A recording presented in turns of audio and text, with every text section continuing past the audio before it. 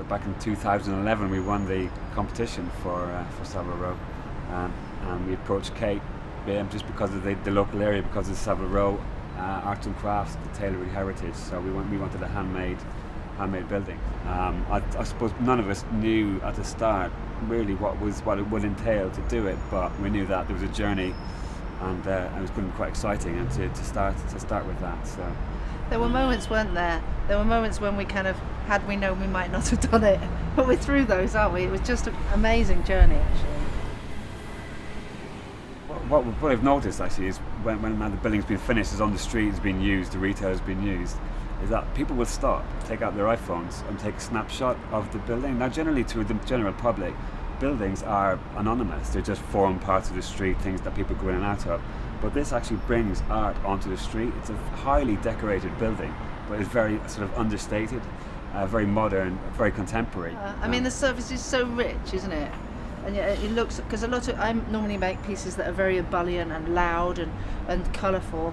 To hear you say that it still has this depth and this decorative quality kind of makes sense, because I'm a great, I always decorated things and covered things, and this is pared back, but at the same time it still has this very rich, decorated, elaborate surface. The crystals are effectively three-dimensional when light hits them visually, so it reflects and reflects the light, and that was always part of it.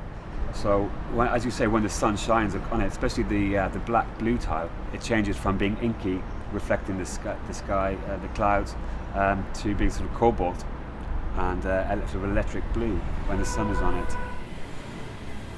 For me, the sheer craft of every single one of the 10,000 tiles was hand decorated, the glaze was hand sieved, everything is so crafted and so bespoke. To me, it's sort of all together, the fact that the whole surface is all these facets of 30 centimetres squares, and they're not dead on. The precision is really sharp and beautiful, but at the same time there's this sense that it has been made by hand, even hung by hand. The tiles were hung one at a time.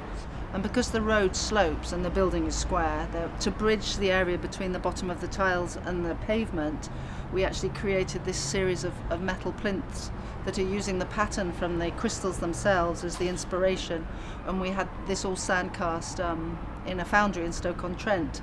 A lot of time with public art on buildings is something that is attached at the end and has nothing to do with the context or that. But we collaborated with Kate to create an architectural item that was highly decorated, had a link back to the building. It's a three-dimensional representation of the crystal tiles, and I think that as a finishing piece for the building to sit on the ground like that is great.